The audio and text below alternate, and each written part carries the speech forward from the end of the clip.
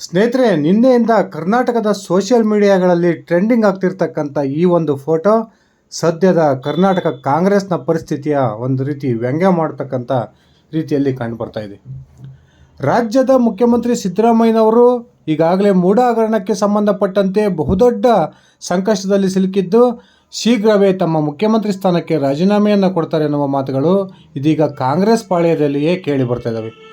ಮೇಲ್ನೋಟಕ್ಕೆ ಇಡೀ ಕಾಂಗ್ರೆಸ್ ಪಕ್ಷ ಸಿದ್ದರಾಮಯ್ಯನವರ ಪರವಾಗಿ ನಿಂತಿದೆ ಅಂತಕ್ಕಂಥ ಭಾವನೆ ಬರುವ ರೀತಿಯ ವರ್ತನೆಯನ್ನು ಮಾಡ್ತಾ ಇದ್ದರೂ ಕೂಡ ಒಳಗೊಳಗೆ ಕಾಂಗ್ರೆಸ್ನ 8ರಿಂದ 10 ಪ್ರಭಾವಿ ಸಚಿವರು ನಾಯಕರು ಇದೀಗ ರಾಜ್ಯದ ಮುಖ್ಯಮಂತ್ರಿ ಆಗಬೇಕು ಅನ್ನುವ ಪ್ರಯತ್ನಕ್ಕೆ ಕೈ ಹಾಕಿದ್ದಾರೆ. ನಿನ್ನೆಯಿಂದ ಸೋಷಿಯಲ್ ಮೀಡಿಯಾಗಳಲ್ಲಿ ಟ್ರೆಂಡಿಂಗ್ ಆಗ್ತಿರ್ತಕ್ಕಂಥ ಈ ಒಂದು ಫೋಟೋ ಇದೀಗ ರಾಜ್ಯದ ಕಾಂಗ್ರೆಸ್ನಲ್ಲಿ ಏನೆಲ್ಲ ಬೆಳವಣಿಗೆಗಳಾಗ್ತಾ ಇದ್ದಾವೆ, ರಾಜ್ಯದ ಮುಖ್ಯಮಂತ್ರಿ ಸ್ಥಾನಕ್ಕೆ ಯಾವೆಲ್ಲ ಪ್ರಭಾವಿ ನಾಯಕರು ಪ್ರಯತ್ನವನ್ನು ಮಾಡ್ತಿದ್ದಾರೆ ಅಂತಕ್ಕಂಥ ಒಂದು ಸ್ಪಷ್ಟತೆಯನ್ನು ನಮಗೆ ಕೊಡ್ತಾ ಇದೆ. ರಾಜ್ಯದ ಮುಖ್ಯಮಂತ್ರಿಗಳು ಅತ್ಯಂತ ಪ್ರಭಾವಿಯ ಮುಖ್ಯಮಂತ್ರಿಯಾಗಿದ್ದು ತಮ್ಮ ಸ್ಥಾನಕ್ಕೆ ರಾಜೀನಾಮೆಯನ್ನು ಕೊಟ್ಟರೆ ನಿಜಕ್ಕೂ ಕೂಡ ರಾಜ್ಯದ ಕಾಂಗ್ರೆಸ್ ಸರ್ಕಾರ ಉಳಿಯುತ್ತಾ ಅಥವಾ ಉರುಳುತ್ತಾ ಅಂತಕ್ಕಂಥ ಪ್ರಶ್ನೆಗಳು ಕೂಡ ಹುಟ್ಕೊಳ್ತಾ ಇದ್ದಾವೆ. ಇದೇ ಸಂದರ್ಭದಲ್ಲಿ ರಾಜ್ಯದ ಮುಖ್ಯಮಂತ್ರಿ ಆಗಬೇಕು ಅನ್ನುವ ಕನಸನ್ನಿಟ್ಕೊಂಡು ರಾಜ್ಯದ ಕಾಂಗ್ರೆಸ್ನ ಅತ್ಯಂತ ಪ್ರಭಾವಿ ನಾಯಕರು ಇದೀಗ ಪ್ರಯತ್ನಕ್ಕೆ ಕೈ ಹಾಕಿದ್ದು ಕಾಂಗ್ರೆಸ್ ಶಾಸಕರ ಒಂದು ಮನವೊಲಿಸೋದಲ್ಲಿ ಕೂಡ ಪ್ರಯತ್ನವನ್ನು ಮಾಡ್ತಾ ಇದ್ದಾರೆ. ಅದೇ ರೀತಿ ಹೈಕಮಾಂಡ್ ನಾಯಕರ ಭೇಟಿಯನ್ನು ಪದೇ ಪದೇ ಮಾಡೋದ್ರ ಮೂಲಕ ಒಂದು ರೀತಿಯ ಅಚ್ಚರಿಯನ್ನು ಉಂಟು ಮಾಡ್ತಿದ್ದಾರೆ ಅಂದರೆ ತಪ್ಪಾಗೋದಿಲ್ಲ. ಬನ್ನಿ ಸ್ನೇಹಿತರೆ, ನಿಜಕ್ಕೂ ಕೂಡ ಈ ಫೋಟೋಕ್ಕೂ ರಾಜ್ಯದ ಕಾಂಗ್ರೆಸ್ನ ಸದ್ಯದ ಪರಿಸ್ಥಿತಿಗೂ ಇರತಕ್ಕಂಥ ಸಾಮ್ಯತೆಗಳೇನು, ರಾಜ್ಯದ ಮುಖ್ಯಮಂತ್ರಿ ಸ್ಥಾನದ ಮೇಲೆ ಯಾವ್ಯಾವ ಆಧಾರದ ಮೇಲೆ ಕಾಂಗ್ರೆಸ್ನ ಈ ಪ್ರಭಾವಿ ನಾಯಕರು ಕಣ್ಣಿಟ್ಟಿದ್ದಾರೆ ಅನ್ನೋದನ್ನು ತಿಳ್ಕೊಂಡು ಬರೋಣ. ಅದಕ್ಕಿಂತ ಮುಂಚೆ ನೀವಿನ್ನು ನನ್ನ ಇಟ್ಗೆ ಹೇಮಂತ್ ಯೂಟ್ಯೂಬ್ ಚಾನಲ್ಗೆ ಸಬ್ಸ್ಕ್ರೈಬ್ ಮಾಡ್ಕೊಂಡಿಲ್ಲ ಅಂದರೆ ದಯವಿಟ್ಟು ಸಬ್ಸ್ಕ್ರೈಬ್ ಮಾಡಿಕೊಂಡು ಬೆಲ್ ಬಟನ್ನ ಕ್ಲಿಕ್ ಮಾಡಿ. ನಾನು ಕೊಡ್ತಕ್ಕಂಥ ಮಾಹಿತಿ ನಿಮಗೆ ಇಷ್ಟ ಆಗಿದ್ದರೆ ಈ ವಿಡಿಯೋಗೆ ಲೈಕ್ ಮಾಡಿ, ಶೇರ್ ಮಾಡಿ, ಕಮೆಂಟ್ ಮಾಡಿ.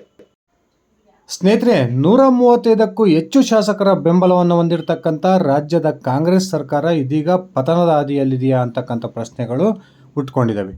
ಅದಕ್ಕೆ ಪ್ರಮುಖ ಕಾರಣ ರಾಜ್ಯದ ಮುಖ್ಯಮಂತ್ರಿ ಸಿದ್ದರಾಮಯ್ಯನವರ ವಿರುದ್ಧ ಕೇಳಿ ಬಂದಿರತಕ್ಕಂಥ 2 ಪ್ರಮುಖ ಹಗರಣಗಳು. ಅದರಲ್ಲೂ ಕೂಡ ಮೂಢ ಹಗರಣಕ್ಕೆ ಸಂಬಂಧಪಟ್ಟಂತೆ ಮುಖ್ಯಮಂತ್ರಿ ಸಿದ್ದರಾಮಯ್ಯನವರ ಕುಟುಂಬಸ್ಥರೇ ಭಾಗಿಯಾಗಿದ್ದಾರೆ ಎನ್ನುವ ಒಂದು ಆರೋಪವನ್ನು ಮಾಡಿ ರಾಜ್ಯದ ವಿಪಕ್ಷಗಳು ಇದೀಗ ಸಿದ್ದರಾಮಯ್ಯನವರ ರಾಜೀನಾಮೆಯನ್ನು ಕೇಳ್ತಿರ್ತಕ್ಕಂಥದ್ದು. ಈ ಒಂದು ದೂರಿನ ವಿರುದ್ಧ ಇದೀಗ ರಾಜ್ಯಪಾಲರು ಸಿದ್ದರಾಮಯ್ಯನವರ ವಿರುದ್ಧ ಪ್ರಾಸಿಕ್ಯೂಷನ್ಗೆ ಅನುಮತಿಯನ್ನು ಸಹ ಕೊಟ್ಟಿರ್ತಕ್ಕಂಥದ್ದು. ಈ ಅನುಮತಿಯ ಕುರಿತು ರಾಜ್ಯ ಸರ್ಕಾರ ಈಗ ಕೋರ್ಟ್ನ ಮೊರೆ ಹೋಗಿರ್ತಕ್ಕಂಥದ್ದು ಕೂಡ ರಾಜ್ಯದ ಕಾಂಗ್ರೆಸ್ನ ಇವತ್ತಿನ ಬೆಳವಣಿಗೆಗೆ ಪ್ರಮುಖ ಕಾರಣ ಆಗಿದೆ ಎನ್ನುವ ಮಾತುಗಳು ಕೇಳಿ ಬರ್ತದವೆ. ಒಂದು ಕಡೆ ಇಡೀ ಕಾಂಗ್ರೆಸ್ ತಂಡ ತಮ್ಮ ದೆಹಲಿಯ ಮಟ್ಟದಿಂದ ಹಿಡಿದು ಕರ್ನಾಟಕದ ಮಟ್ಟದವರೆಗೂ ಕೂಡ ಸಿದ್ದರಾಮಯ್ಯನವರ ಬೆನ್ನಿಗೆ ನಿಂತಿದ್ದೇವೆ.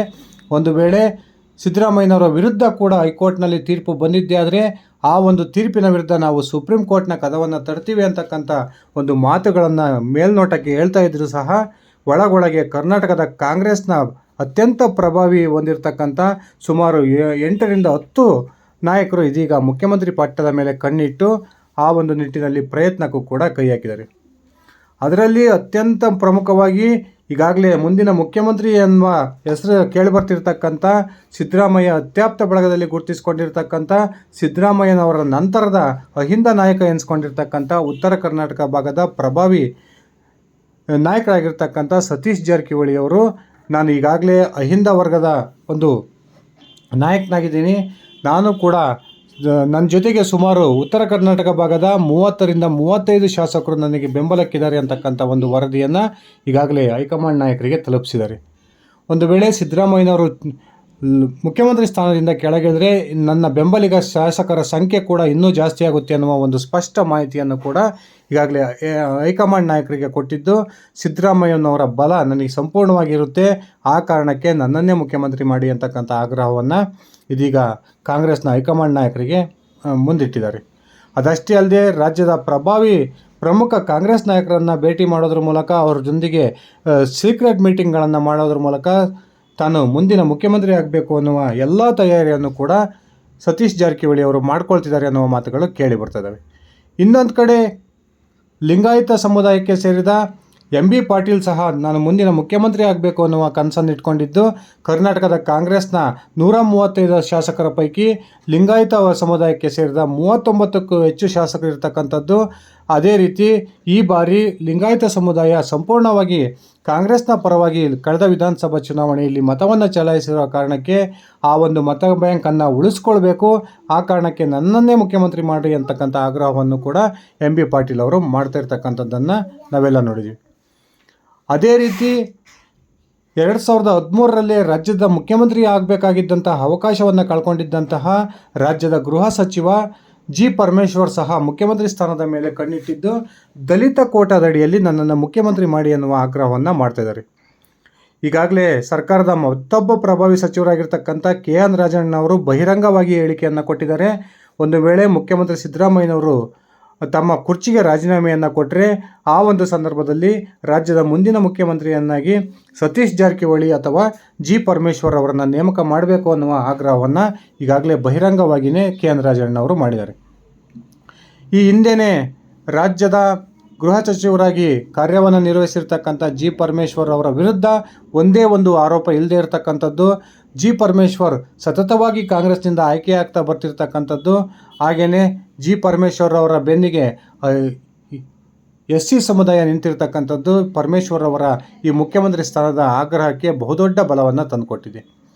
ಇನ್ನೊಂದು ಕಡೆ ಬ್ರಾಹ್ಮಣ ಕೋಟಾದಡಿಯಲ್ಲಿ RV ದೇಶಪಾಂಡೆ ಕೂಡ ಮುಖ್ಯಮಂತ್ರಿ ಸ್ಥಾನದ ಆಕಾಂಕ್ಷಿಯಾಗಿದ್ದಾರೆ ಎನ್ನುವ ಮಾತುಗಳನ್ನು ಅವರ ಬಾಯಲ್ಲೇ ಬಹಿರಂಗವಾಗಿ ಹೇಳಿದರು.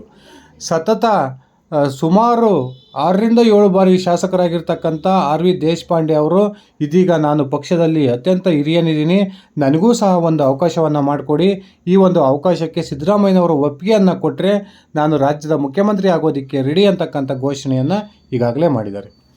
ಇನ್ನೊಂದು ಕಡೆ ಸಹಜವಾಗಿಯೇ KPCC ಅಧ್ಯಕ್ಷ ರಾಜ್ಯದ ಉಪಮುಖ್ಯಮಂತ್ರಿ DK ಶಿವಕುಮಾರ್ ಕೂಡ ಇದೀಗ ಬಹಿರಂಗವಾಗಿ ಸಿದ್ದರಾಮಯ್ಯನವರ ಬೆನ್ನಿಗೆ ನಿಂತಂತೆ ಮಾತುಗಳನ್ನು ಆಡ್ತಾ ಇದ್ದರೂ ಕೂಡ ರಾಜ್ಯದ ಮುಂದಿನ ಮುಖ್ಯಮಂತ್ರಿ ಆಗ್ತಕ್ಕಂಥ ಕನಸನ್ನು DK ಶಿವಕುಮಾರ್ ಇಟ್ಕೊಂಡಿರ್ತಕ್ಕಂಥದ್ದು ನಮಗೆಲ್ಲ ಗೊತ್ತೇ ಇದೆ. ಕಳೆದ ವಿಧಾನಸಭಾ ಚುನಾವಣೆಯ ಫಲಿತಾಂಶ ಬಂದ ಸಂದರ್ಭದಲ್ಲಿಯೇ ರಾಜ್ಯದ ಮುಖ್ಯಮಂತ್ರಿ ನಾನು ಆಗಬೇಕು ಅನ್ನುವ ಒಂದು ಬಹುದೊಡ್ಡ ಆಗ್ರಹವನ್ನು ತಮ್ಮ ಹೈಕಮಾಂಡ್ ನಾಯಕರ ಮುಂದೆ DK ಶಿವಕುಮಾರ್ ಅವರು ಮಾಡಿದ್ದನ್ನು ನಾವೆಲ್ಲ ನೋಡಿದ್ವಿ. ಈಗ ಅನಿವಾರ್ಯವಾಗಿ ಮುಖ್ಯಮಂತ್ರಿ ಸ್ಥಾನಕ್ಕೆ ಸಿದ್ದರಾಮಯ್ಯನವರು ರಾಜೀನಾಮೆಯನ್ನು ಕೊಟ್ಟರೆ ರಾಜ್ಯದಲ್ಲಿ ಕಾಂಗ್ರೆಸ್ ಅಧಿಕಾರಕ್ಕೆ ಬರೋದಕ್ಕೆ ಸಿದ್ದರಾಮಯ್ಯನವರಷ್ಟೇ ನಾನು ಕೂಡ ಎಫರ್ಟನ್ನು ಹಾಕಿದ್ದೀನಿ. ನನ್ನ ಕಡೆಯಿಂದನೇ ಇಡೀ ಒಕ್ಕಲಿಗ ಮತಗಳು ಈ ಬಾರಿ ದೊಡ್ಡ ಸಂಖ್ಯೆಯಲ್ಲಿ ಕಾಂಗ್ರೆಸ್ಸನ್ನು ಬೆಂಬಲಿಸಿದ್ವು. ಆ ಕಾರಣಕ್ಕೆ ನನ್ನನ್ನು ಒಕ್ಕಲಿಗ ಕೋಟಾದಡಿಯಲ್ಲಿ ಮುಖ್ಯಮಂತ್ರಿಯನ್ನಾಗಿ ಮಾಡಬೇಕು ಅನ್ನುವ ಆಗ್ರಹವನ್ನು ಮಾಡ್ತಾ ಇದ್ದಾರೆ. ಈ ಎಲ್ಲ ಲೆಕ್ಕಾಚಾರಗಳ ನಡುವೆ ಈ ಎಲ್ಲ ನಾಯಕರು ಮುಖ್ಯಮಂತ್ರಿ ಪಟ್ಟದ ಕನಸಿನ ನಡುವೆ ಕಾಂಗ್ರೆಸ್ನ ಹೈಕಮಾಂಡ್ ಕೂಡ ಬಹುದೊಡ್ಡ ತೀರ್ಮಾನಕ್ಕೆ ಬಂದಿದೆ ಎನ್ನುವ ಮಾತುಗಳು ಕೇಳಿ ಬರ್ತಿದ್ದು,